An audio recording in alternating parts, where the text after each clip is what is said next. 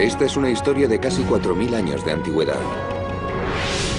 La aventura del documento más antiguo de la civilización occidental y de su mensaje eterno y misterioso. El libro de los muertos es la guía de los antiguos egipcios al más allá. Y bien podría ser el primer documento escrito de carácter religioso del mundo. Del polémico arqueólogo que maquina la forma de sacarlo de Egipto. No toleraré que nadie se salte la ley, ni usted ni sus amigos nativos. Al terrorífico viaje hacia la otra vida.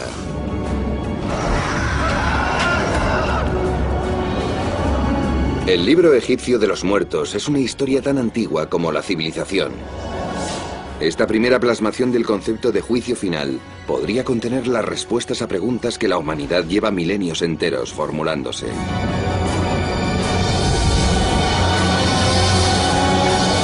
El libro egipcio de los muertos. Las momias son los restos misteriosos de una de las civilizaciones más antiguas de la historia. Sugieren largos periodos de tiempo y apuntan secretos arropados con esmero entre sus telas. Nos resultan familiares y al mismo tiempo tan extrañas.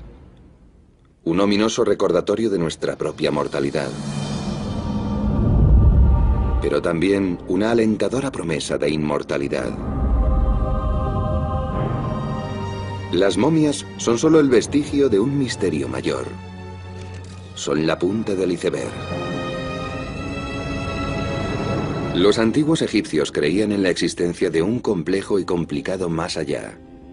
Esperaban que cada cadáver momificado resucitase en otro mundo, para el que solo existe una guía, el libro de los muertos. Nombre dado a la colección de pergaminos encontrados junto a las momias del antiguo Egipto. El libro de los muertos era una especie de manual para los muertos y un libro de sortilegios para asistir a los fallecidos en su periplo por el más allá y en su proceso para alcanzar la inmortalidad. Era sin duda un libro de magia, porque reúne una serie de conjuros cuya finalidad es permitir que los muertos disfruten de una existencia inmortal después de esta vida. Es un libro para los muertos, porque nos dice cómo estos se enfrentarán al más allá. Por eso lo llaman el libro de los muertos. Su importancia reside en que se trata de una búsqueda de la inmortalidad. Algunos afirman que los antiguos egipcios estaban más preocupados por su vida después de la muerte que por su existencia terrenal. Este habría sido el caso de los que vivieron en la antigua ciudad de Tebas durante la 19ª dinastía, hace más de 3000 años. Esta es la historia de un egipcio que ha pasado a la historia como Ani.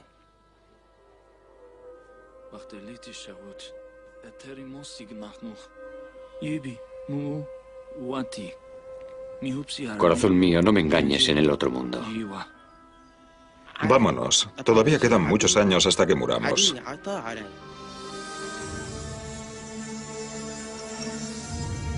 Ani vivió durante el periodo culminante de la cultura egipcia, denominado el Imperio o Reino Nuevo. Entre los años 1600 y 1200 a.C., un grupo de grandes faraones militares conquistaron los territorios situados entre Nubia y Siria.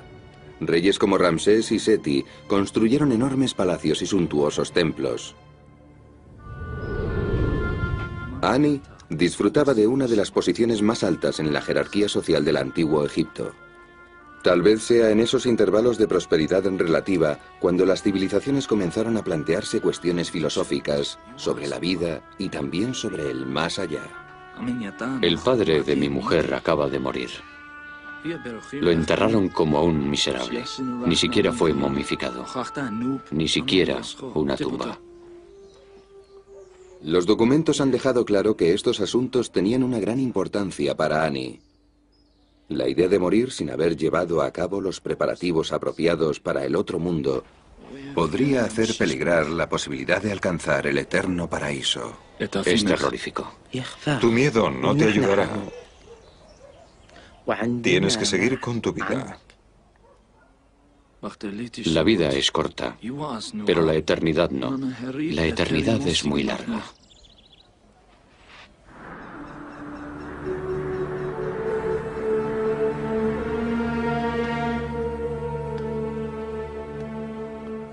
La prueba de la obsesión de Annie con el más allá es esta extraordinaria pieza de arte funerario conocida como el papiro de Annie.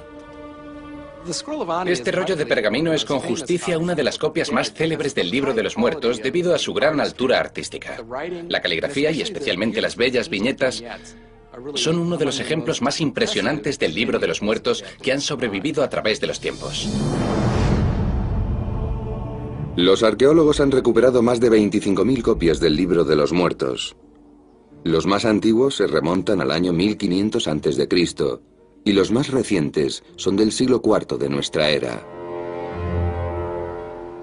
Pero es aquí, en el afamado Museo Británico, situado en el corazón del Londres del siglo XXI, donde uno puede admirar el papiro de Annie, el mejor exponente que se conserva del Libro de los Muertos del antiguo Egipto.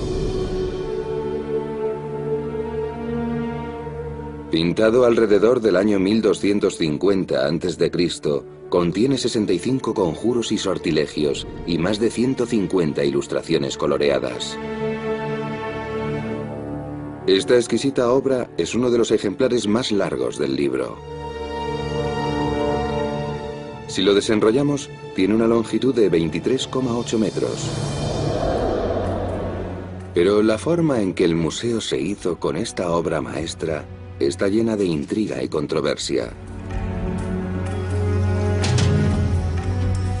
El papiro llegó procedente de Egipto en 1887 en las manos de un empleado del museo llamado Ernest Alfred Thompson Wallis Budge. Se trataba de un escritor prolífico que compuso más de 100 libros sobre egiptología, la mayoría de los cuales siguen distribuyéndose. Fue el primero en publicar las traducciones de algunos importantes textos egipcios. Además, coleccionó miles de artefactos que han sido reconocidos como algunos de los mejores ejemplos de arte antiguo. Sin embargo, algunos sostienen que Budge era un académico de segunda, un arqueólogo deficiente y un ladrón cultural que conseguía sus antigüedades por cualquier medio. Se dedicaba al pillaje y al saqueo y compraba todo lo que podía. La gente dicta juicios culturales sobre cosas que no tienen nada que ver con nuestro tiempo. El hecho de que acaparase piezas de culturas antiguas era algo bastante normal en aquella época. No se le puede contemplar desde un punto de vista moderno. No se le puede llamar ladrón de culturas, no era así como lo veían entonces. Pero por otra parte sí que estuvo muy cerca de serlo. Creo que fue un ladrón. Uno puede ser un hombre honrado toda su vida, pero si roba algo, se convierte en un ladrón. Aunque su figura sigue siendo polémica, durante su vida, Budge fue un traductor respetado y uno de los mejores conservadores del Museo Británico. En el otoño de 1887 fue enviado a Egipto para reunir piezas.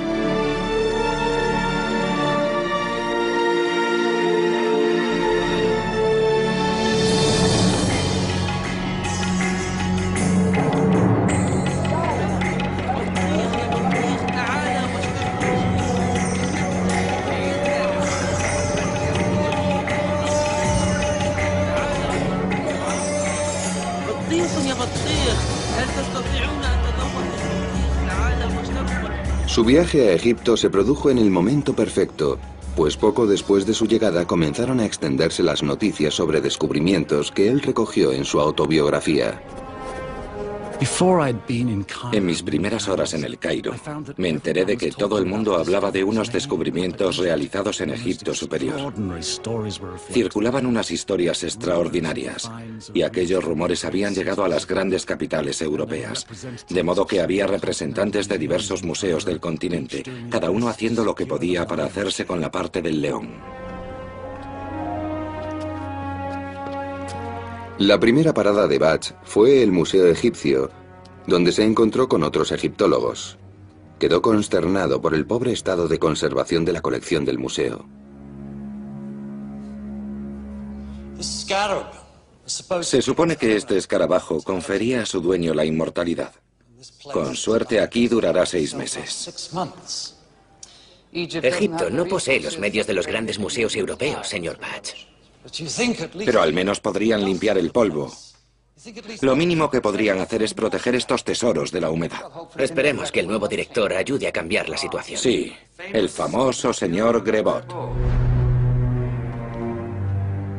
Para supervisar los descubrimientos y la conservación de los artefactos del antiguo Egipto estaba el nuevo director de antigüedades coloniales, un francés llamado Eugène Grebot. El señor Grebot diría que el Museo Británico se compone de una panda de ladrones que desvalijan el patrimonio del país. Eso suena muy francés. Señor Batch, han encontrado un tesoro en Luxor. ¿Un tesoro en Luxor? Eso no suena muy arqueológico. Emil, me gustaría presentarte a Ramés, mi asistente. Encantado. Igualmente. No estará planeando algo ilegal, ¿verdad? Claro que no. La compra de antigüedades es robo. No es un robo mientras los egipcios traten sus tesoros así. Es una cuestión de preservación. Buenos días, Emil. Hoy, Ernest Wallis Batch tiene mala reputación. Pero en 1887, a él la reputación le interesaba menos que lograr un nuevo y reputado descubrimiento en Luxor, situada a 750 kilómetros río arriba de su base en El Cairo. Batch está decidido a llegar a su tesoro antes que el resto de coleccionistas. Su instinto competitivo le viene bien, pues entre estos artefactos se encuentra una ventana al otro mundo, algo nunca visto por el hombre moderno.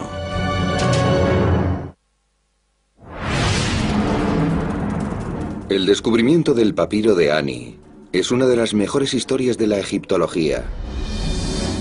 Una aventura de conspiraciones, intrigas y un héroe polémico, Ernest Wallis Batch.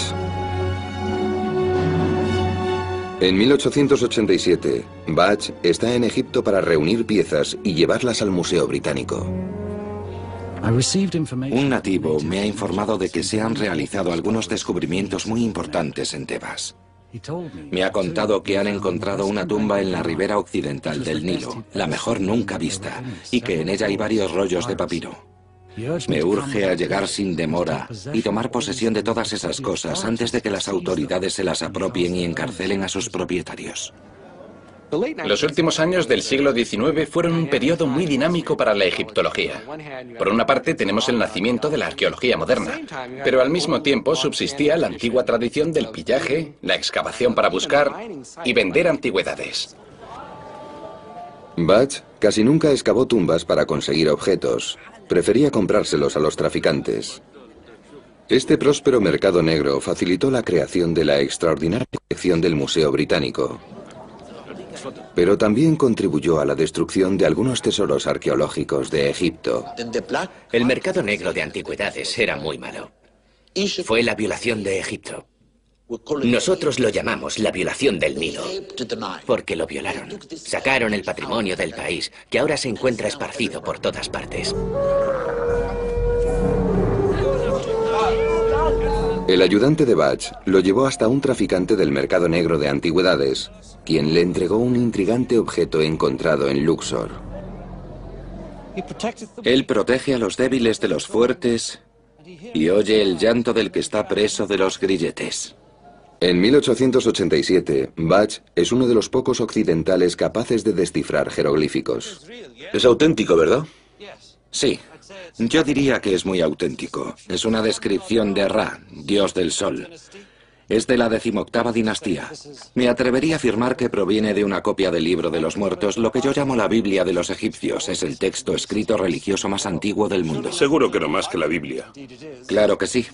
Este fragmento parece pertenecer a las llamadas confesiones negativas. Es una lista de pecados que uno no debe cometer y la auténtica fuente de los 10 mandamientos. Mahmoud. ¿Sí? ¿Es este el único fragmento del papiro? No. El hombre que lo encontró lo cortó en pedazos, como este, para venderlos a coleccionistas. Es el único que tengo. ¿Pero pertenece al descubrimiento? Sí. Pude hacerle llegar hasta el hombre que lo descubrió. Está en Luxor. El problema del mercado negro de antigüedades es que la gente terminaba robando cosas y sacándolas de su contexto. Que se hiciera en el siglo XIX o se haga ahora es igual de malo. Al hacerlo, uno destruye totalmente la comprensión que pueda tener del objeto en cuestión. Como siempre, es un placer, Mahmoud. Prefieres libras inglesas, supongo. Por supuesto, señor Batch. Habrá un guía esperándolo mañana por la mañana. Es un viaje de 2 días. Estaremos listos. Batch tenía la intención de llegar a los yacimientos, pero es consciente de que el nuevo director de antigüedades, el francés Eugène Grebot, intentará adelantarse. En 1887, Batch sabe que los rumores sobre los hallazgos de papiros son importantes. Pero el verdadero valor histórico del Libro de los Muertos no se ha entendido hasta nuestros tiempos. Muchos creen que es el ejemplo más antiguo de texto escrito religioso del mundo. Algunas de sus cosas también están en la Biblia, en el Antiguo Testamento y en el Corán. Por tanto, la religión no surge de repente. Hay fases. Y el Libro de los Muertos es la primera etapa en la reflexión de los hombres acerca del más allá. El Libro de los Muertos tiene sus antecedentes en otros textos religiosos encontrados en Egipto, en las pirámides. Aquellos fueron tallados en los edificios durante la Quinta Dinastía, alrededor del año 2300 a.C. Después, la realeza y la nobleza egipcias optaron por trasladar esas inscripciones de las pirámides a sus sarcófagos. El conjunto se conoce como los textos de los sarcófagos. Después, durante el Imperio Nuevo, se produjo un renacimiento de la literatura y de las artes, y entonces encontramos más ejemplos de literatura funeraria que copia los conjuros y sortilegios de los sarcófagos en papiros que puedes llevarte contigo porque se entierran junto a tu momia. En el año 1250 a.C., durante la vida del escriba Ani, los conjuros del Libro de los Muertos ya contaban con más de 1000 años de existencia. Gracias a los restos históricos, sabemos que Ani era un escriba del templo. Hoy en día se le consideraría un contable.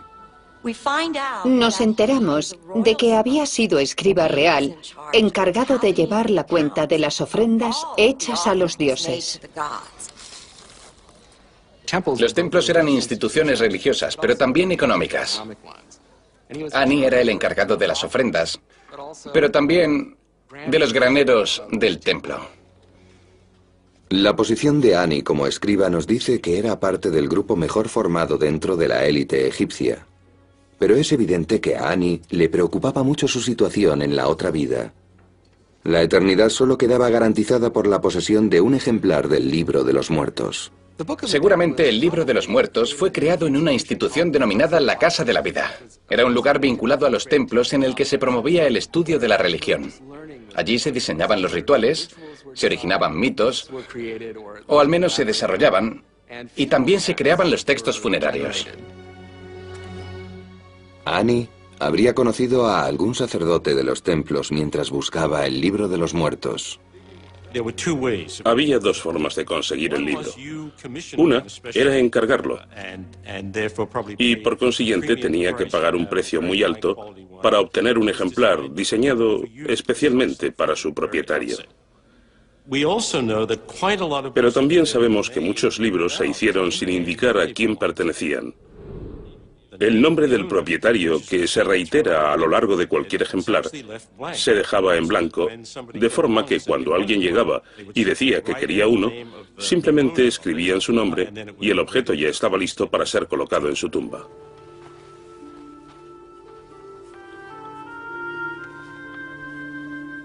Los conjuntos de templos del Imperio Nuevo eran lugares de oración y negocios. ¿Has venido para saber más? Sí, pero no estoy seguro de lo que necesito. Déjame mostrarte de dónde viene el pergamino. Lo hacemos aquí. Es la única guía del hombre hacia la eternidad. Un pergamino egipcio está hecho del tallo de la planta del papiro, que crece en abundancia en el Nilo. A las ramas se les quitan las capas exteriores y el interior se desenrolla en finas cintas que se unen para formar láminas. En un clima seco como el de Egipto, el papiro es un material muy estable que dura miles de años sin deteriorarse. El siguiente paso en la creación de un libro de los muertos es la redacción de los conjuros. La profesión de los escribas era una de las más valoradas en la antigüedad porque estas personas controlaban el conocimiento. Y el conocimiento es poder. Pero uno no se convertía en escriba por accidente. Antes había que pasar por años de entrenamiento riguroso que comenzaba en la infancia cuando los niños eran enviados a escuelas de escribas en los templos o en el palacio real. Se pasaban años y años para dominar los miles de símbolos que componen el lenguaje jeroglífico egipcio. En el antiguo Egipto, el lenguaje es un elemento mágico porque posee el poder de crear. Se asemeja mucho a lo que dice el Evangelio de San Juan. Al principio fue el verbo. El lenguaje tenía este valor como fundamento, algo que es parte esencial del libro de los muertos, que se propone bendecir a su poseedor con la buena vida eterna. El último paso en la composición de un libro de los muertos consistía en dibujar las imágenes o viñetas. Se creía que tenían poderes mágicos y que bastaban para determinar el destino de un hombre. Cualquier hombre sensato debería reunir todo el poder que le sea posible. Todo es parte del proceso de creación. Había un verdadero proceso de fabricación o confección y montaje a gran escala de libros de los muertos para satisfacer las peticiones.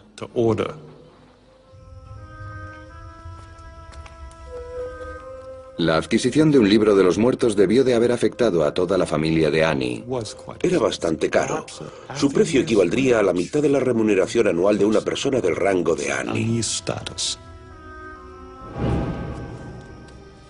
Los vestigios antiguos revelan que la esposa de Annie se llamaba Tutu. La pareja debió de entablar varias discusiones relativas al libro de los muertos. Gastar para el presente o para el futuro. Esa era la difícil elección de una familia del Imperio Nuevo. Debemos comprar el pergamino aunque nos cueste las ganancias de medio año. Pero podemos comenzar a ahorrar poco a poco. Todavía quedan muchos años hasta que llegue la muerte. Sí. Pero la muerte es para siempre. La búsqueda del libro de los muertos de Annie le haría famoso en nuestros tiempos, pero no antes de que Wallis Budge consiguiera la fama. Le aseguro que soy muy buen enemigo.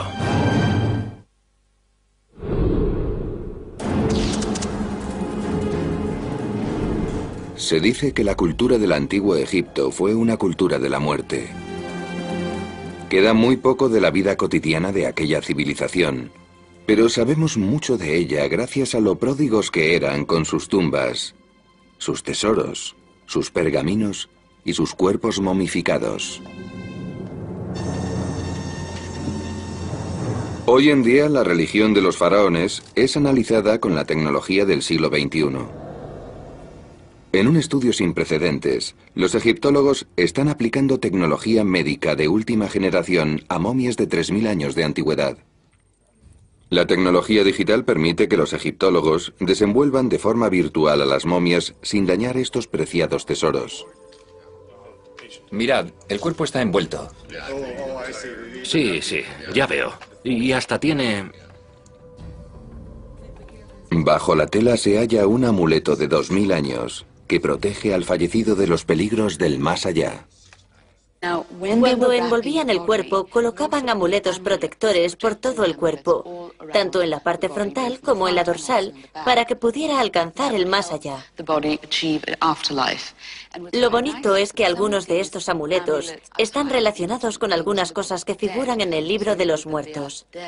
Es por eso que sabemos que su función era proteger al cuerpo de determinadas amenazas que encontrarían en su tránsito hacia el otro lado de la vida. Pero, para empezar, ¿por qué se molestaban los antiguos egipcios en conservar los cadáveres? Los antiguos egipcios momificaban a sus muertos porque creían que el alma necesitaba un vehículo físico para disfrutar de todas las delicias del más allá. Así que momificaban los cuerpos, es decir, los preservaban para que las almas los pudieran usar al regresar a ellos, y juntos gozar de la comida, la bebida y cualquier otra cosa que la otra vida pudiera ofrecerles. Pero la momificación no era un proceso fácil. Los embalsamadores extirpaban las vísceras, los pulmones, el hígado, el estómago, los intestinos. Después, las depositaban en envases ceremoniales conocidos como vasos canopos, que se guardaban junto al cuerpo. A continuación, un largo garfio sacaba el cerebro a través de la nariz. Los antiguos egipcios no creían que la masa encefálica fuese un órgano esencial. Aquí mismo podemos observar el defecto. Cuando atravesaron la nariz para llegar al cerebro, practicaron un agujero en la base del cráneo. Una vez que el cerebro estaba fuera, derretían resinas e introducían el líquido por la nariz y volteaban la cabeza para que el cráneo se llenase. Esto se hacía para evitar el crecimiento de bacterias en el cráneo. El corazón era el único órgano que permanecía en el cuerpo. Se pensaba que ahí residían la inteligencia y los sentimientos necesarios en la otra vida.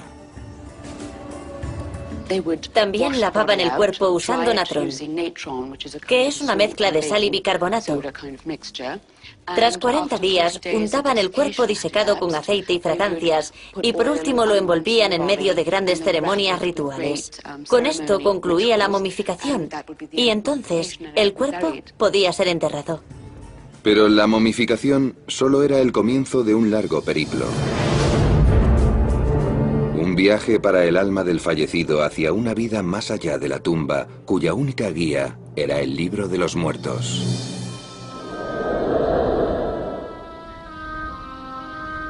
En algún momento cercano al año 1250 a.C., un escriba llamado Ani comenzó a preocuparse por el más allá.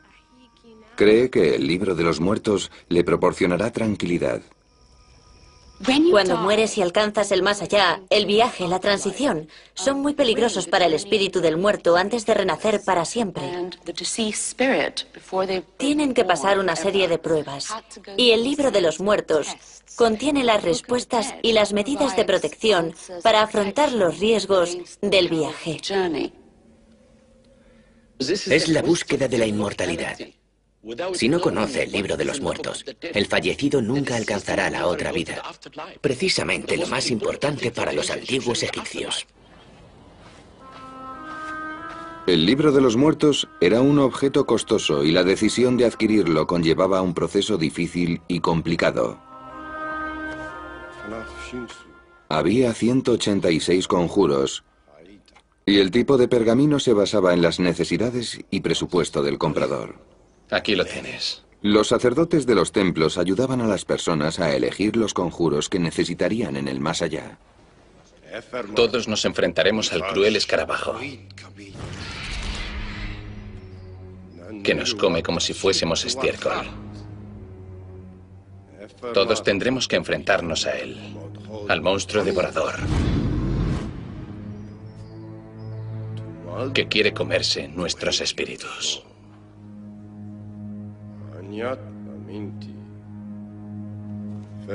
Solo el pergamino puede ayudarnos en estas terribles pruebas. A veces me pregunto si estos libros se crearon como un truco para sacar dinero. Una vez que convences a los ricos de que tienen que poseer algo, No hay límite a lo que puedes pedir por ello. La creación de un libro de los muertos personalizado también era un símbolo de estatus social en aquellos tiempos. Un libro de los muertos habría sido algo bastante caro. No todo el mundo se lo podía permitir. Es algo que la arqueología ha demostrado, ya que solo se han encontrado libros de los muertos junto a los miembros de la élite. Sin embargo, esto significaba un cambio respecto de los inicios de la cultura egipcia.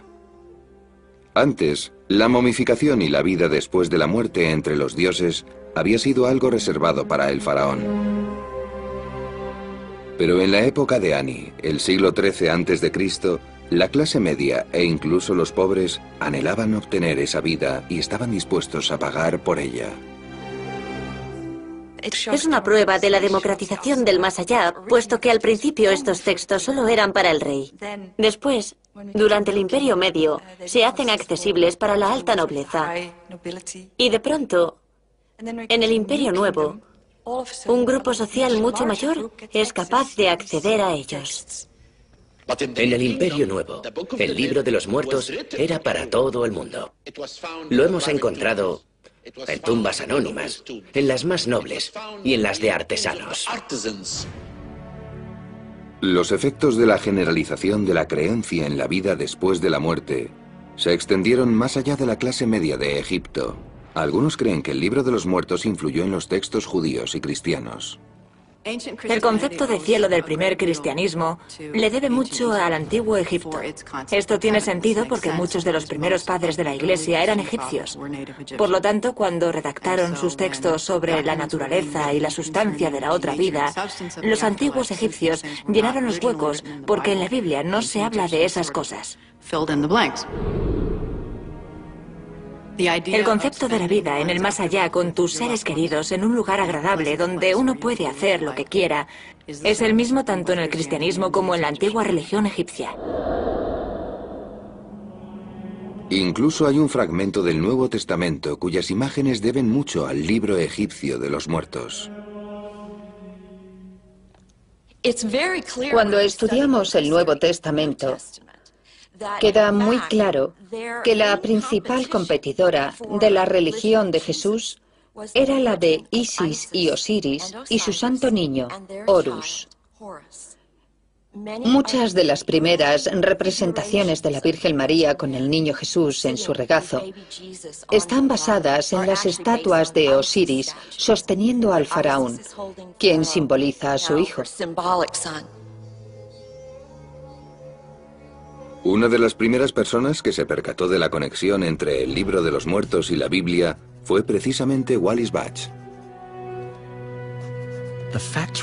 El hecho es que los egipcios creían en un solo dios, Osiris, que había vivido sobre la tierra donde sufrió una muerte cruel y después se alzó de entre los muertos. No hay duda de que ciertos conceptos e ideas religiosas cristianas tienen orígenes directos en los egipcios. Es interesante constatar que las creencias éticas y religiosas de las personas tienen mucho en común, a pesar de las diferencias geográficas e históricas.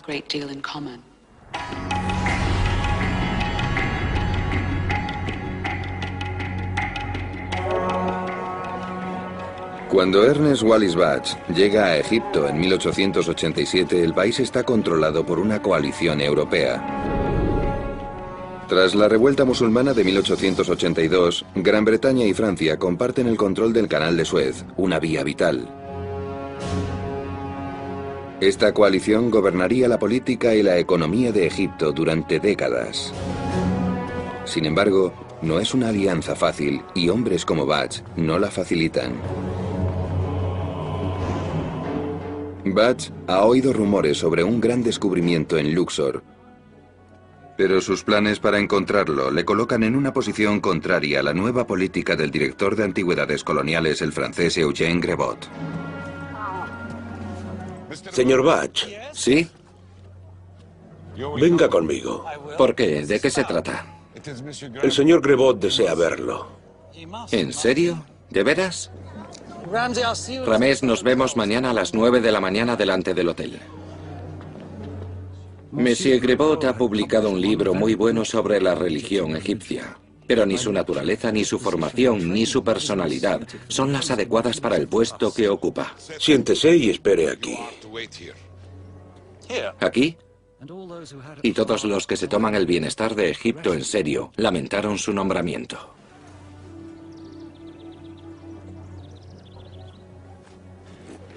Disculpe el subterfugio, señor Batch.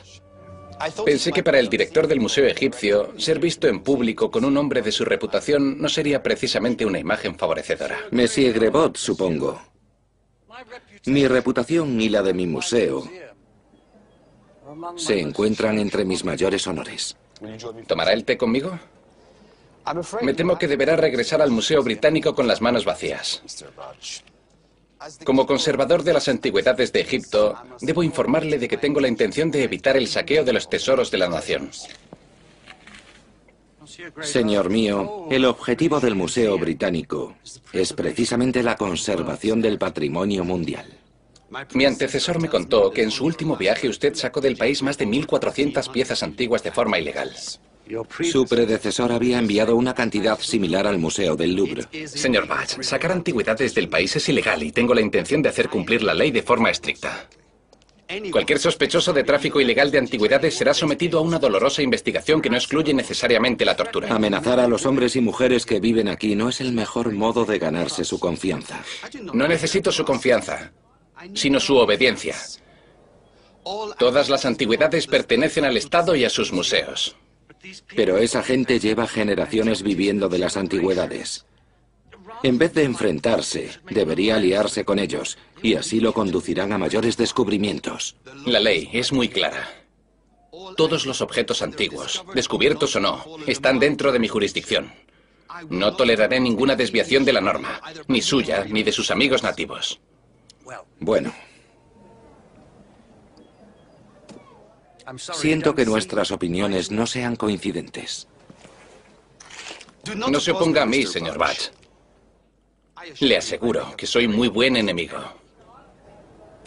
Usted no es ningún enemigo, sino un simple incordio. Que tenga un buen día. Batch sabe que si las autoridades francesas lo ven comprando antigüedades, le detendrán. Pero se ha enterado de los rumores que hablan de un gran descubrimiento en la ciudad de Luxor. Se supone que esto me llevará hasta Luxor, ¿no es así? No, señor Batch. Batch está dispuesto a arriesgarse, a ser detenido y encarcelado, o algo incluso peor, para conseguir el tesoro.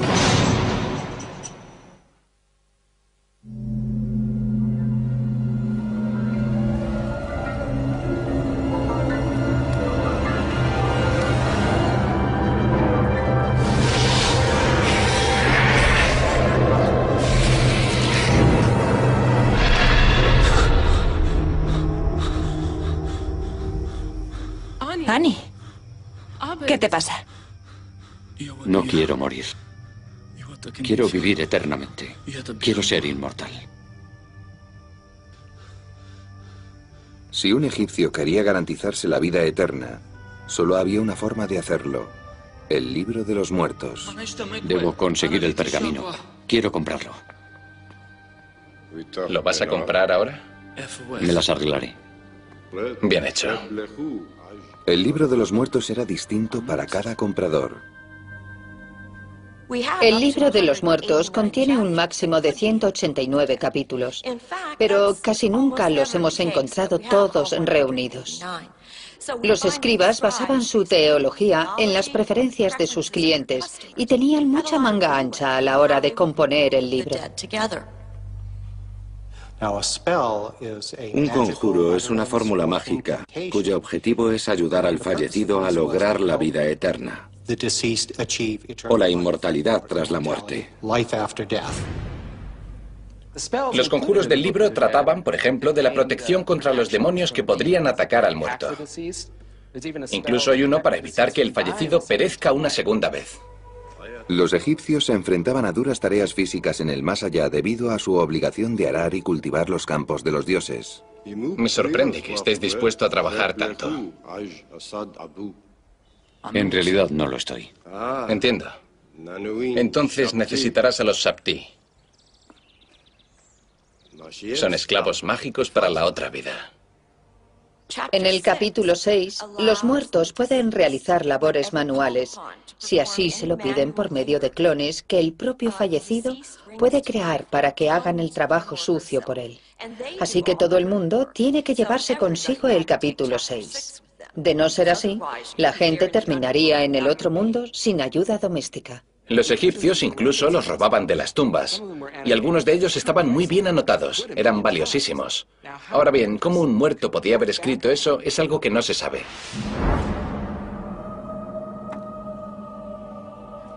Los egipcios creían que el corazón era el órgano más importante del cuerpo, porque era el hogar del alma, el lugar donde residía la esencia del ser, del pensamiento y las creencias. Todo venía del corazón, y por eso se quedaba en el cuerpo, porque se creía que era un elemento muy necesario en el tránsito hacia la otra vida. Un órgano tan importante necesitaba medios adicionales de protección que provenían del escarabajo sagrado. El escarabajo sagrado era una representación de un escarabajo pelotero. Esto se debía al hecho de que en Egipto el sol naciente era simbolizado por un escarabajo ciervo alzándose sobre el horizonte. Así que este animal se asociaba con el concepto de sol naciente, que a su vez simbolizaba la resurrección de los muertos. Sobre el escarabajo se grababan algunos de los conjuros que contiene el libro de los muertos que dicen: no mentí, no robé, no cometí actos impuros y tengo un corazón limpio, debo salvarme. Así pues, el escarabajo es como un fragmento del libro para los fallecidos. Les preocupaba mucho que sus corazones revelasen ciertas cosas que habían hecho durante su existencia terrenal y que eso dificultase su acceso a la vida eterna.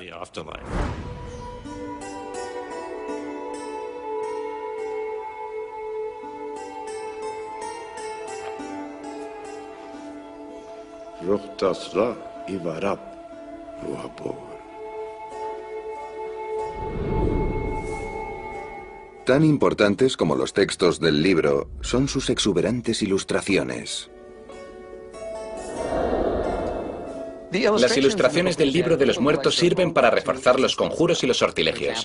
Por ejemplo, un conjuro contra un escarabajo demoníaco que puede comerte se representa mediante el dibujo de un escarabajo siendo apresado por alguien.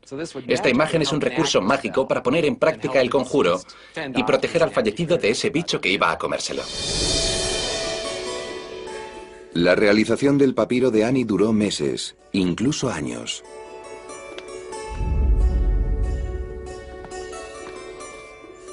Para los antiguos egipcios esto valía la pena y el dinero que valiese, ya que se suponía que sus efectos durarían toda la eternidad.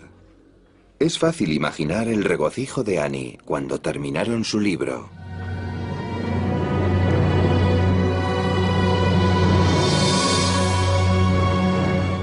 Tenemos muchos pergaminos del antiguo Egipto, pero hay pocos que posean la elaboración y el esplendor artístico del papiro de Ani. Nadie entiende esto mejor que el artista gráfico e impresor James Wasserman. Cuando contemplé el pergamino se me cortó la respiración. Era algo increíble, de verdad. Los colores, la riqueza, las imágenes misteriosas, el poder. Se trataba de algo fenomenal. Al momento me puse a estudiar el texto para enterarme de lo que se trataba. Wasserman imprimió un libro del papiro de Ani que, además de reproducirlo en su integridad, incluye la traducción al inglés de los textos. En la actualidad, es posible leer el libro de los muertos tal y como lo habría hecho Ani. Si uno lee y observa con detenimiento las historias y las imágenes del libro, y luego medita sobre ellas, experimenta una sensación de orgullo y de pertenencia. El iniciado anhela aprender y persevera a través de pruebas que configuran su carácter moral. Aquí vemos cómo Ani y Tutu alcanzan el momento culminante del papiro, cuando el corazón de Ani es puesto sobre la balanza para comparar su peso con el de la pluma de la verdad de la diosa Maat. Si el corazón pesa demasiado, será devorado inmediatamente por este monstruo llamado Amit.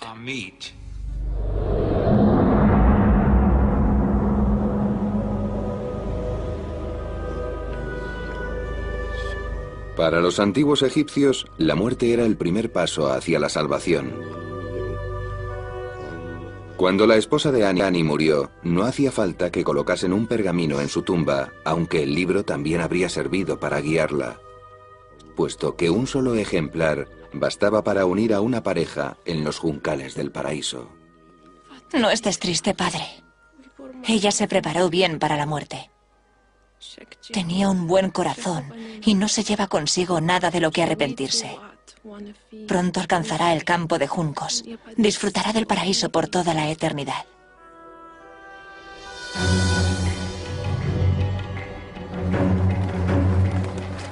Tres 3000 años después de la muerte de Annie, Wallis Budge tiene una misión que cumplir. Le han contado los rumores según los cuales hay un tesoro en Luxor, el nombre moderno de la antigua ciudad de Tebas. Budge aspira a ser el primero en llegar. Gracias, señores. Seguiremos fumando sisa a mi regreso. Gracias. Pero la búsqueda de Budge va a sufrir una interrupción. Señor Budge, ¿Usted otra vez? ¿Qué ocurre ahora? queda usted arrestado.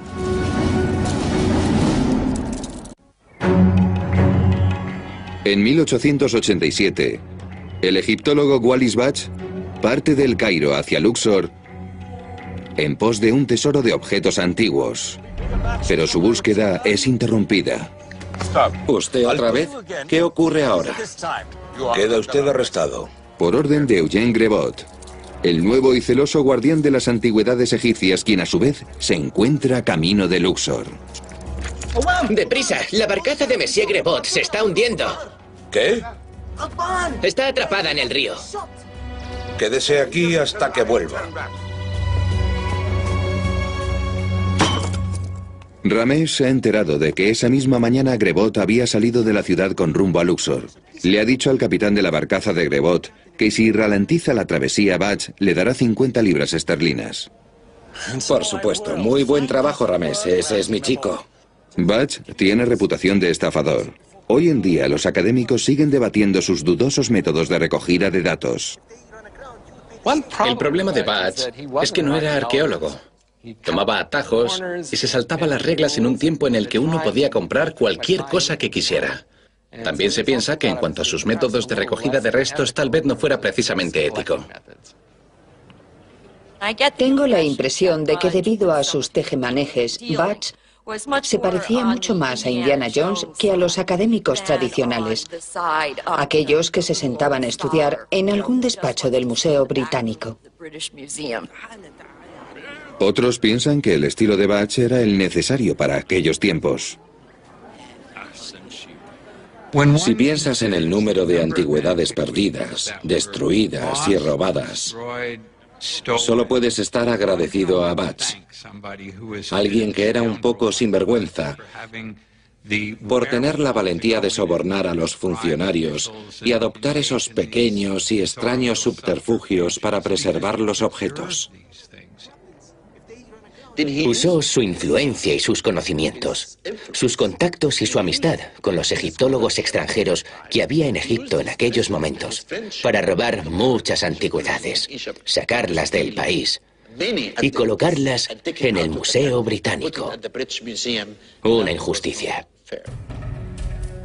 Por fin Budge puede dirigirse a Luxor y llevarle la delantera a su enemigo Grebot. Se dice que en el tesoro que busca hay piezas raras pertenecientes al libro de los muertos.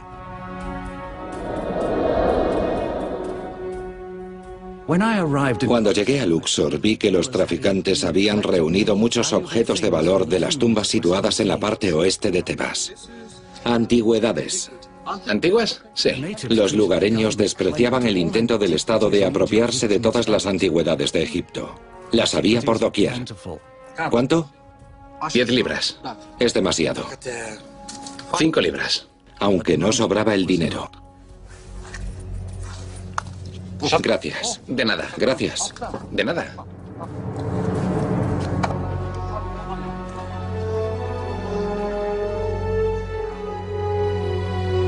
Bach solo podía imaginar lo que habrían sido estas ruinas en tiempos de los faraones.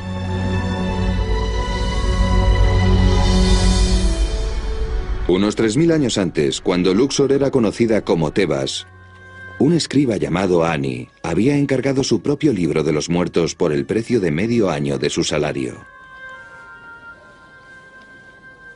Pronto comprobaría el valor de su compra en la otra vida.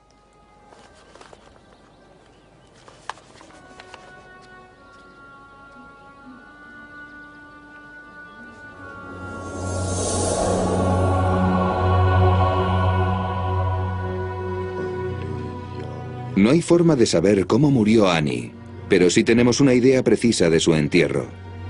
Como escriba real, Ani formaba parte de la élite. Sus honras fúnebres tenían que haber sido caras y elaboradas. Sabemos que había momificaciones de distintos precios. Los pobres conseguían un espacio barato para colocar sus momias. Lo que hacía la familia de una persona pobre era enterrar la momia bajo la arena justo fuera de la tumba o pirámide de otra persona, con la esperanza de que la siguiera como si se fuese a impregnar de ella. En cambio, para los funerales más caros, la momificación podía durar hasta 272 días y se usaban los mejores féretros y sarcófagos. Tras la momificación, el fallecido se colocaba en un deslizador con forma de barca tirado por bueyes, y así lo transportaban a su tumba situada en alguno de los grandes cementerios esparcidos a lo largo de la ribera occidental del Nilo.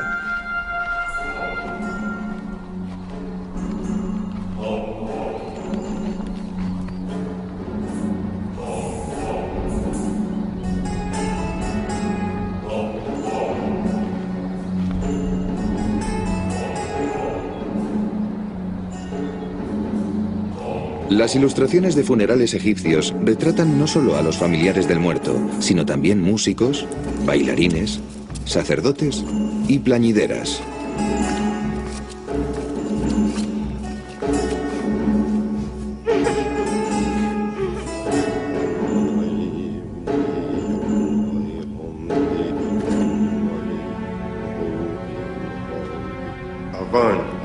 El último ritual del entierro de una momia es la colocación del libro de los muertos. Ahora el fallecido tenía todo lo que necesitaba para su viaje al misterioso más allá. Tu padre tendrá un sitio en el campo de juncos. Gracias.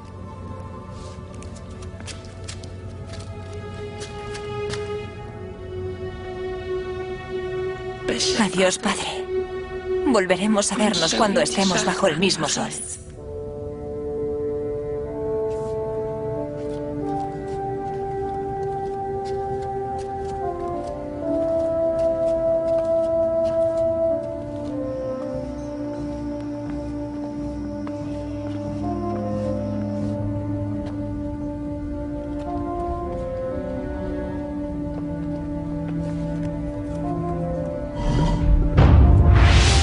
En el antiguo Egipto, los faraones eran enterrados en tumbas elaboradas como las primeras pirámides construidas alrededor del año 2600 a.C., hasta el famoso Valle de los Reyes, donde durante 5 siglos generaciones enteras de familias reales fueron enterradas, pero la élite y la clase media disponían de sus propios cementerios y tumbas individuales.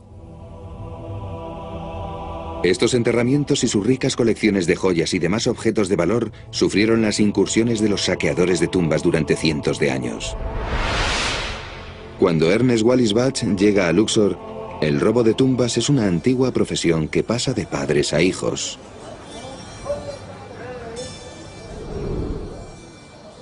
Algunos nativos comercian abiertamente con antigüedades. Odian a los funcionarios del servicio de antigüedades porque creen que lo que quieren es quedarse con las piezas, no conservarlas en el Museo de El Cairo, para venderlas ellos mismos. Están dispuestos a negociar con cualquiera que no trabaje para el Estado egipcio. A ti te vendo, porque ya le has comprado cosas a mi familia.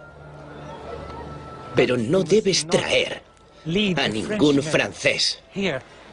¿Entendido? No traeré a ninguno, te lo prometo, Hassan. A menudo Bach es impreciso cuando explica dónde había hallado las cosas. Eso se debe a que les compraba a los traficantes de antigüedades, quienes le contaban dónde las habían encontrado.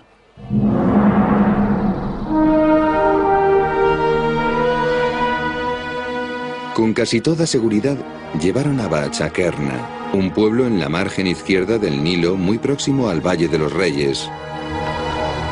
Sus habitantes habían construido sus casas sobre el cementerio de los nobles, un lugar saqueado de forma concienzuda durante el siglo XIX. Estos son los mejores tesoros. De la 19ª dinastía. Creo que podría hacerte una buena oferta. ¿Cuánto pides por todo, Hassan? 200 libras. Hecho. ¿Puedo echar un vistazo? Eso es basura. Está roto. No es nada. Te lo puedes llevar.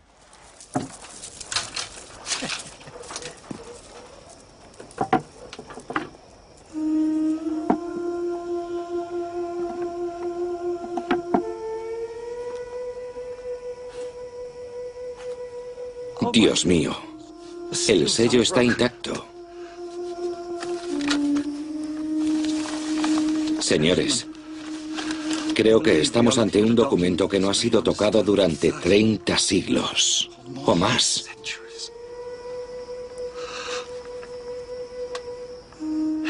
A ti, Ra, creador de los dioses. Ramés,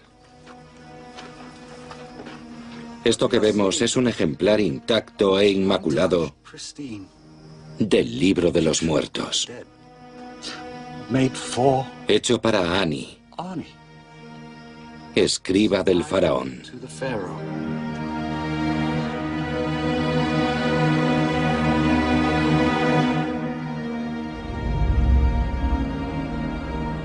Para un egiptólogo como Bach, un papiro es un objeto fascinante. Pero para un egipcio de la antigüedad como Ani, el pergamino es la llave al más allá.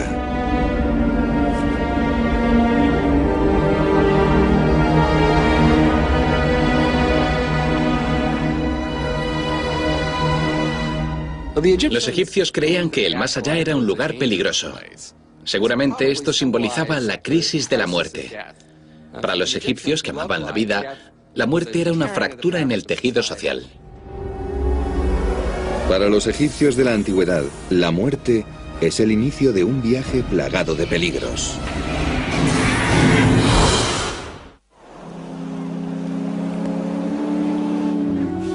En 1887, Sir Ernest Wallis Bach se encuentra en Egipto reuniendo antigüedades para el Museo Británico. En un viaje a Luxor, lugar de la antigua ciudad de Tebas, descubre el papiro de Ani, de 23,8 metros de longitud. Esto que vemos es un ejemplar intacto e inmaculado del Libro de los Muertos, hecho para Ani. En el antiguo Egipto, la momia era enterrada con un ejemplar del libro como guía para la vida más allá de la tumba. Los egipcios creían que tras la muerte la persona se despertaba en el mundo subterráneo, o Duat. En este lugar misterioso, el fallecido debía afrontar una serie de pugnas y desafíos.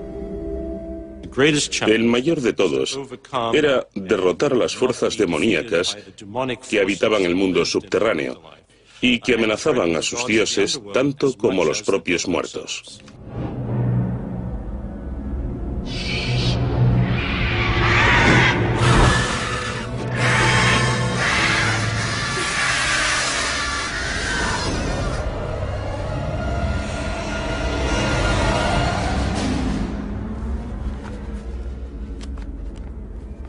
Para los egipcios, la muerte era una crisis que tenía que superarse. Pero como eran optimistas, también pensaban que eso era posible, pero no sin antes realizar una serie de tareas y vencer varias luchas.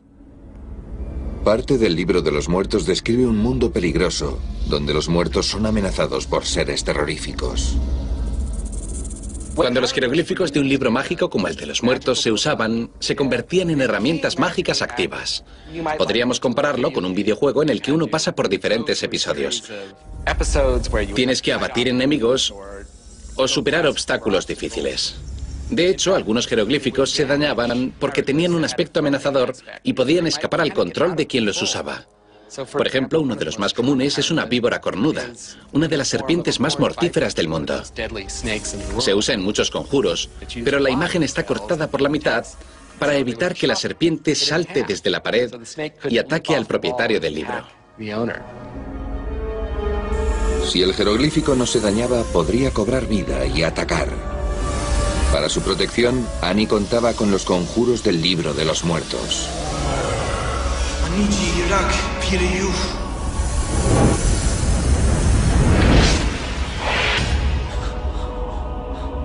Pero en el más allá egipcio también hay aliados. Basándonos en textos como el libro de los muertos, pensamos que los fallecidos habrían sido recibidos inmediatamente por el dios Anubis, también conocido como el que abre los caminos y guía a los muertos a través del más allá.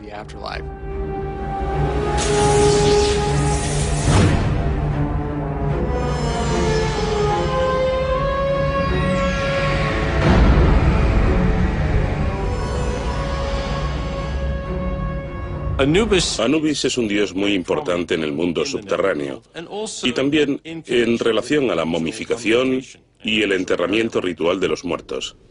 Siempre aparece con cabeza de canino y se le identifica con el chacal y otros caninos que había en Egipto y que solían habitar los contornos del valle donde se encontraban los cementerios.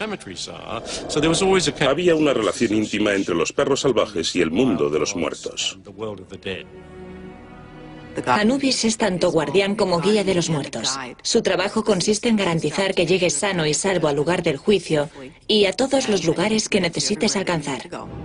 Uno de los capítulos más importantes del libro de los muertos es un misterioso ritual llamado la apertura de la boca. Detente, dios de la muerte. Tu boca está abierta, hombre muerto. Puedes hablar. Lo que me encanta de ese rito es que no se limitaba a abrir simbólicamente la boca. También se abrían los ojos y los oídos, algo que tiene mucho valor filosófico. La ceremonia de la apertura de la boca era el despertar espiritual del cuerpo. Una vez que la persona moría, sus sentidos se cerraban, lo cual permitía que el cuerpo actuase como el contenedor del alma del fallecido, probando las ofrendas, oliendo el incienso, oyendo las plegarias y usando objetos como el libro de los muertos para ayudar al alma en su viaje a través del más allá. El pergamino es la llave que abre este viaje. Los muertos tienen un objetivo en el mundo subterráneo: llegar a los campos de juncos o campos de las ofrendas, un lugar sagrado donde pueden vivir para siempre.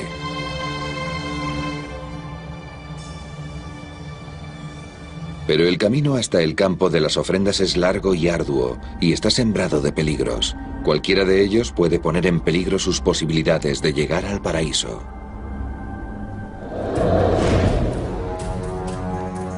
En 1887, Ernest Wallis Budge se encuentra en Luxor, solo un paso por delante de las autoridades francesas y egipcias. Sus métodos heterodoxos tienen buenos resultados, pero también le granjean poderosas enemistades. Mira esto, Ramés. Más de 3000 años y los colores todavía resplandecen. Es casi como si estuviese vivo. ¿Son todos los libros de los muertos como este? No. Y he visto varios. Este es el descubrimiento de mi vida. De varias vidas. Tenemos que asegurarnos de que llega a casa entero. Señor Budge, todavía por aquí. ¿Le gustaría tomar un café conmigo y con mi familia? Está a punto de irse cuando irrumpen unos invitados nada bienvenidos. Café turco para todos. Café. Café. ¿Café? No, gracias, señor Batch. Estoy demasiado ocupado deteniendo ladrones de antigüedades. Omar, ordena a tus hombres confiscar todas estas cosas. ¡Son mías! Pertenecen a la nación de Egipto. Y tú vas a la cárcel. Ya hemos arrestado a los demás cazadores de tesoros del barrio. Pero parece que nos hubiésemos reservado al mayor de ellos para el final. Un momento, Grebot. Estos hombres son empleados del gobierno británico. Por favor, manténgase en silencio, Batch. Ya me ha dejado en ridículo una vez, pero no volverá a hacerlo. Asegúrate de que mañana por la mañana la caravana está llena y lista para partir hacia el Cairo.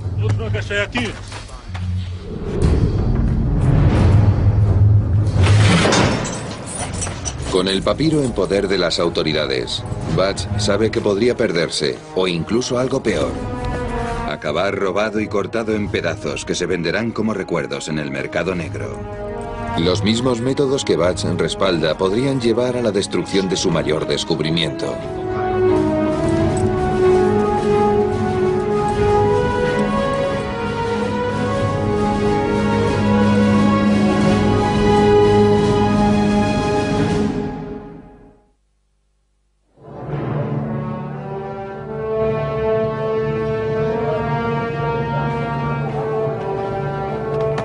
En 1887, Ernest Wallis Batch descubrió el magnífico papiro de Ani, aunque a continuación, el pergamino fue confiscado por las autoridades y Batch enviado a prisión.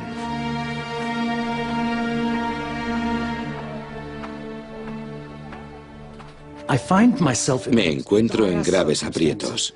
Encarcelado en Luxor y acusado por los franceses, precisamente ellos, de ser un saqueador de tumbas. Y todo esto después de haber realizado el mayor descubrimiento de mi carrera.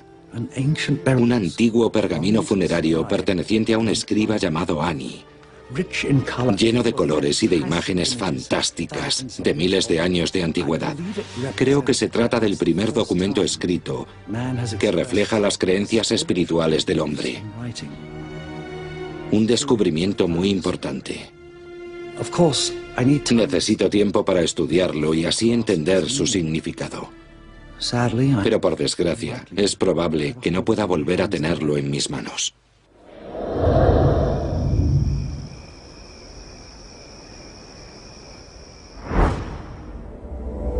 Para Ani, su libro de los muertos es una hoja de ruta al salón del juicio, donde los dioses decidirán si merece la vida eterna en el campo de juncos. Pero el camino hasta allí es traicionero. Los conjuros del libro de los muertos incluyen algunos para protegerse de los demonios que podrían atacar al muerto.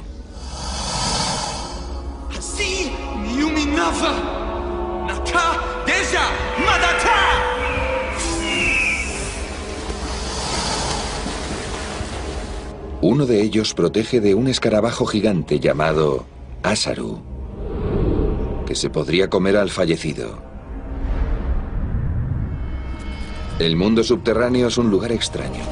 Los egipcios lo concebían como una batalla contra el caos. La creación es una isla en la que reina el orden, pero gran parte del universo permanece increada y caótica, y por lo tanto irracional.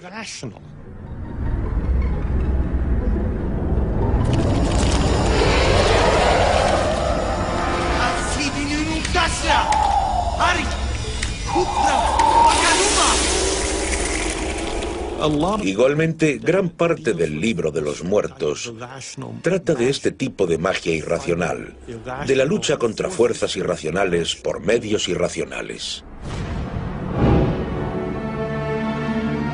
3000 años después, en 1887, el papiro de Ani se encuentra en manos de las autoridades. Y Ernest Wallis Batch tiene que superar sus propios obstáculos. El sentimiento de impotencia es abrumador. Sé que cada segundo que paso en esta maldita celda, el papiro de Ani se aleja más y más de mi alcance.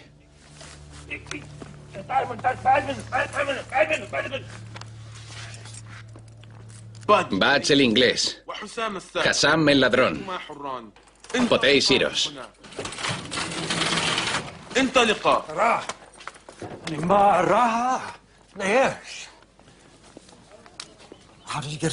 ¿Pero cómo? ¿Por qué? Soborno.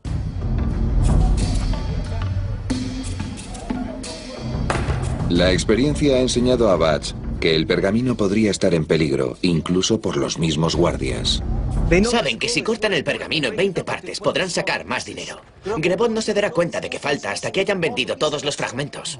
¡Qué horror! Esto es peor de lo que pensaba. Si sale del almacén, nunca recuperará su integridad. ¿Se te ocurre algo? Me he dado cuenta de algo. El hotel comparte uno de sus muros con el almacén.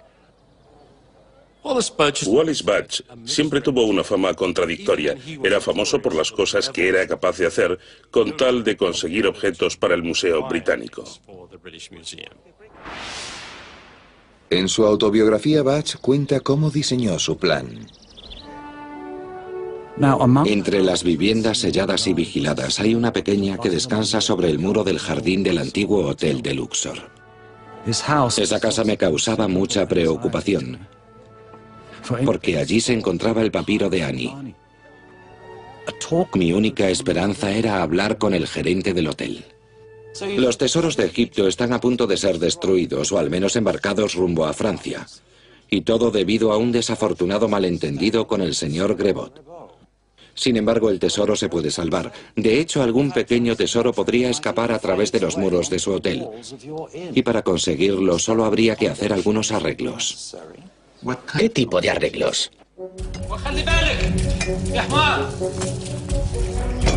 Bach contrata a unos lugareños para que excaven un túnel a través de los muros del hotel para llegar al almacén que guarda el papiro de Annie. Es impresionante lo rápido que trabajan.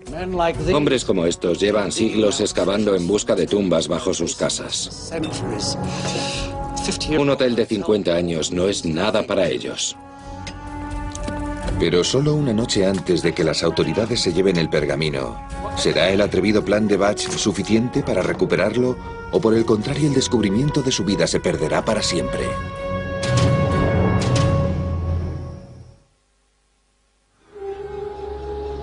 En el antiguo Egipto, la vida no termina con la muerte terrenal. De hecho, los antiguos egipcios creían que la muerte era el comienzo de un largo y arduo viaje. Un viaje que acabaría en salvación o aniquilamiento. Annie espera que el libro de los muertos le conduzca a una vida eterna en el paraíso. Pero tiene que superar muchas pruebas. Y podría ocurrir cualquier cosa. Si el alma en pena sigue las indicaciones del pergamino, encontrará el camino que le llevará al salón del juicio, donde debe encontrarse con 42 dioses, llamando a otras tantas puertas. Ante cada uno de ellos, debe negar haber cometido un pecado en particular. Es uno de los mayores desafíos del más allá. Si no conoces las respuestas correctas, lo que debes decir en cada momento, seguramente no franquearás la entrada y no pasarás a la próxima vida. Estos 42 mandamientos que Annie debe negar haber violado se conocen como confesión negativa. Es una letanía de cosas que el fallecido no hizo. Dice, no maté a nadie, no robé nada, no me acosté con la esposa del prójimo, no hice esto ni aquello. Es muy informativa y elocuente acerca de lo que seguramente muchos egipcios sí hacían. Pero lo más seguro es que solo los conjuros del libro le ayudarán a superar la confesión negativa. No deberíamos confundir esto con los conceptos de confesión y arrepentimiento. Se trata de fórmulas mágicas para limpiar el historial de lo que uno haya hecho sobre la tierra. Un hecho interesante es que la mayoría de los 10 mandamientos se encuentran en la confesión negativa. ¿Podrían los 10 mandamientos, redactados cientos de años después que el libro de los muertos, haberse basado en la confesión negativa? No hay nada en el libro de los muertos que diga que hay un solo Dios y que solo se puede adorar a un Dios. Sin embargo, casi todos los 10 mandamientos, las prohibiciones contenidas en ellos, aparecen en el libro de los muertos. Moisés nació en Egipto, y es fácil ver cómo el libro de los muertos y la cultura egipcia podrían haber influido en la Biblia. Sea o no el conjunto de confesiones negativas la fuente de los 10 mandamientos, los egipcios creían que para salvarse una persona debería haber llevado una buena vida. Hay muchos dioses que preguntaban, ¿qué hiciste? Este interrogante equivaldría casi a la pregunta de un examen. Preguntaban a los fallecidos para saber si se habían comportado bien o mal. Había que abrir todas las puertas. Y no era fácil franquearlas. Estaban guardadas por grandes escorpiones. Y el muerto tenía que responder las preguntas para que no se lo comieran. Ani se enfrenta a cada uno de los dioses mencionados en el libro de los muertos. Dioses con nombres terribles como Tragador de Espíritus o Quebrantahuesos. No he cometido ningún pecado. Entonces puedes pasar.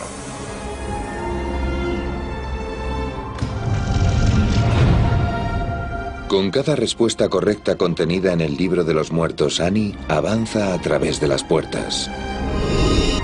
Tras la última, el alma de Ani encontrará al dios Horus, el hijo con cabeza de halcón de Isis y Osiris, quien acompañará a Ani a su prueba final en el salón del juicio.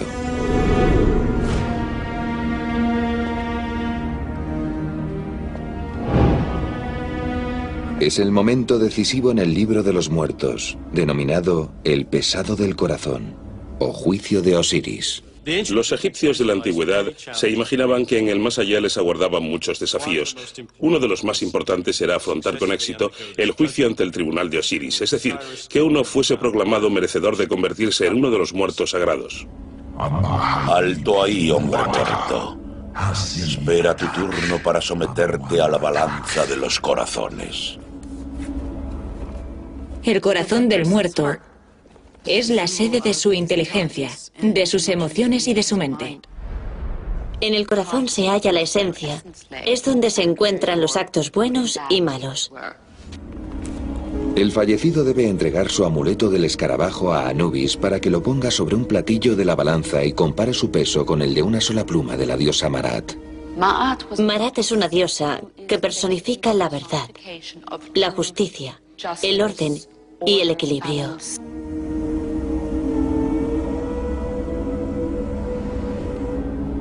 El corazón no podía pesar más que la verdad, pero tampoco podía ser más ligero que ella. Tenía que haber un equilibrio.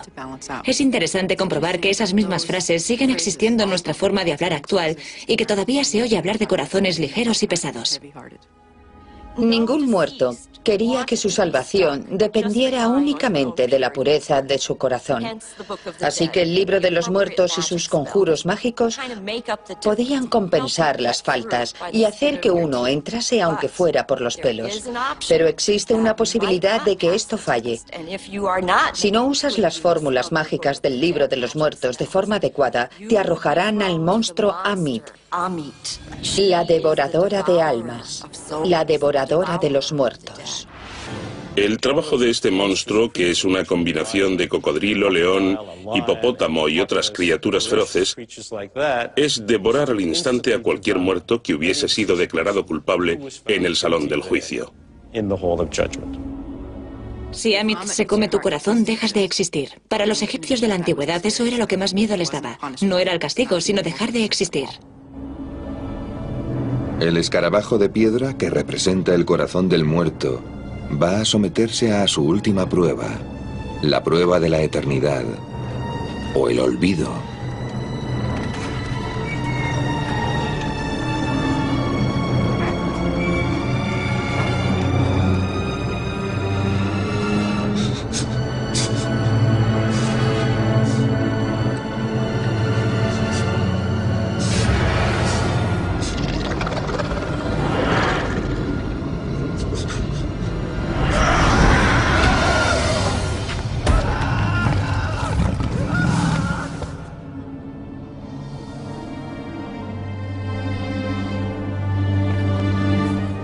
Cuando Annie llega al salón del juicio, sabe que sus tribulaciones en el mundo de los muertos casi han terminado.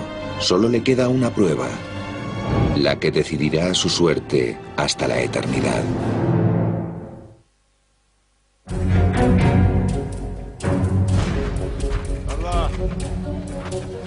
Tras perder el papiro de Annie, ahora en manos de las autoridades, Ernest Bach intenta recuperarlo. La casa convertida en almacén de las antigüedades descansaba sobre el muro del Hotel de Luxor, así que un grupo de hombres comenzó a cavar un hoyo por debajo del muro para traspasar la pared de ladrillos de arcilla sin cocer y acceder a la casa. Te digo que he oído algo. Nadie puede entrar mientras nosotros estemos de guardia. Asegúrate de que la caravana esté cargada y lista para salir hacia el Cairo por la mañana. Sin falta.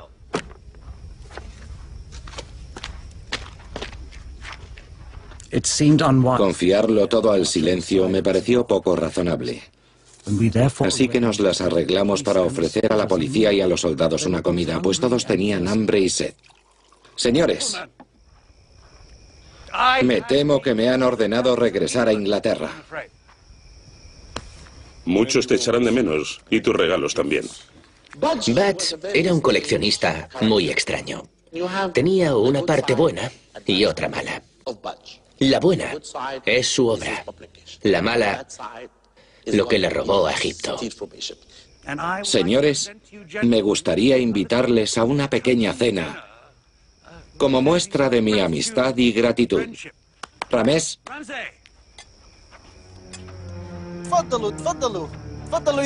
Buen provecho, caballeros. Bach sabe que si le cogen su carrera habrá terminado y que seguramente pasará muchos años en una prisión egipcia. Pero para él el riesgo merece la pena si así consigue recuperar su obra maestra de valor incalculable.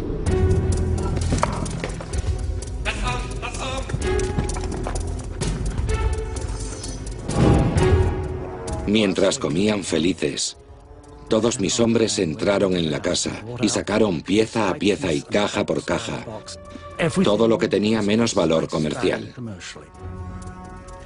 Así, salvamos el papiro de Annie.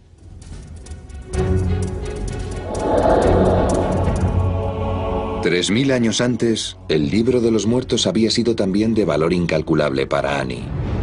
Se trataba de su guía a través de las pruebas y del pesado del corazón, y su única oportunidad de alcanzar el paraíso eterno.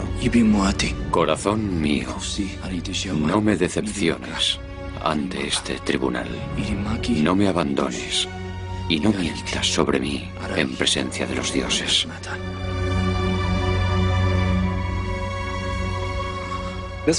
Este conjuro le ordenaba al corazón no desvelar nada. Es decir, que no dijese, te acostaste con la esposa de otro, o robaste algo, o algo así, cualquier cosa negativa. El objetivo era que el corazón dijese, todo bien, sin problema. Algunos apuntan que el escarabajo del corazón podría haber sido una forma de fraude, de salvarse del pesado.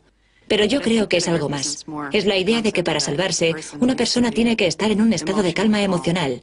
Tiene que estar unida a sus emociones, porque para los egipcios, las emociones residían justo en el corazón.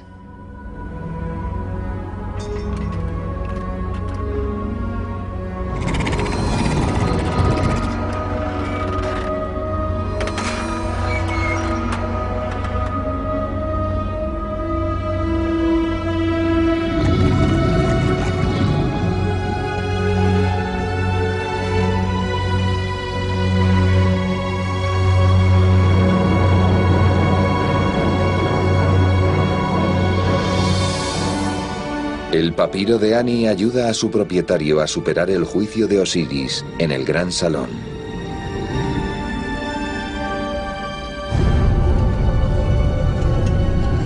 Tras el viaje y las ordalías, ahora puede entrar en el paraíso y disfrutar de los sagrados campos de juncos.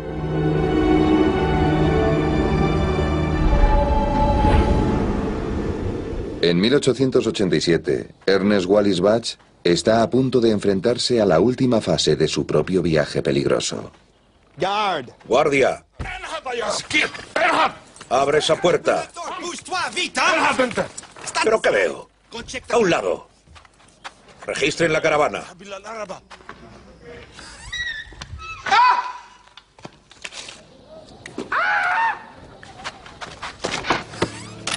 Ha desaparecido. No queda nada.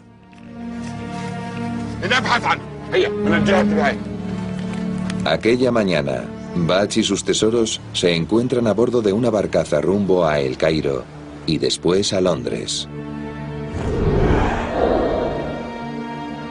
En diciembre de 1887, Sir Ernest Wallis Bach está de vuelta en el Museo Británico y con él el papiro de Annie íntegro. Los visitantes del museo podrán contemplar el libro de los muertos entero. Pero lo que Bach haría con él es tan polémico como él mismo. Cuando regresó al Museo Británico, recortó el libro en partes para estudiarlo mejor. Hizo que las pegaran a tablas de madera para traducirlas. Desde un punto de vista tecnológico se le puede perdonar. Pero, por otra parte, acabó para siempre con la integridad del papiro. Bach pasó el resto de su vida trabajando como conservador de las antigüedades egipcias del Museo Británico. La mayoría de sus 140 libros siguen circulando a pesar de la polémica que generan. Escribió muchos libros populares, pero lo hizo rápido y sin cuidado. Y la verdad es que sus traducciones ya estaban superadas cuando las publicó en la década de 1890. Bach tiene una reputación bastante variada entre los egiptólogos. Escribió mucho, pero no todo lo que hizo era bueno. Y sin duda, su ética dejaba mucho que desear. Yo mismo sigo leyendo sus libros. Son muy importantes. Creo que lo único malo del personaje es que se dedicó a robar antigüedades. De no ser por la gran cantidad de cosas que publicó, algunas con errores, no habría el interés por Egipto y las culturas de la antigüedad que existe en nuestros días.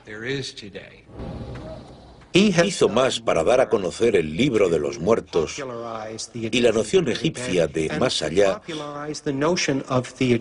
que cualquier otro especialista o que cualquier libro que se haya publicado.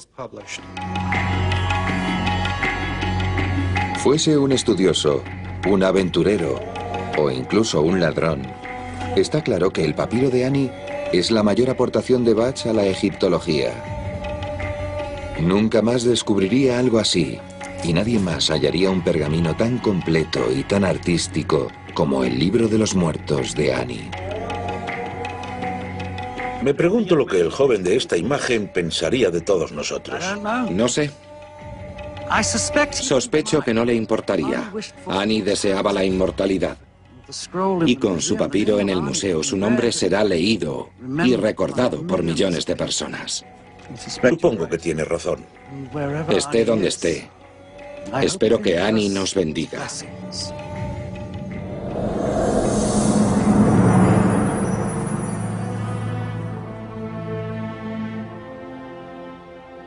Siempre que nos preguntemos sobre los significados de la vida y la muerte, el libro de los muertos seguirá siendo bastante relevante. Los egipcios de la antigüedad lo escribieron no porque deseasen la muerte, sino porque adoraban la vida y querían que continuase. El libro de los muertos imagina que el lugar más santo en el que puedes estar es aquí mismo, sobre la tierra. En definitiva, el libro de los muertos de Egipto es una guía para los vivos, una guía sobre cómo hay que vivir sobre la tierra, una existencia ética y moral para conseguir la vida eterna. Pero los misterios de los antiguos egipcios permanecen, misterios que se hallan en el corazón del libro de los muertos.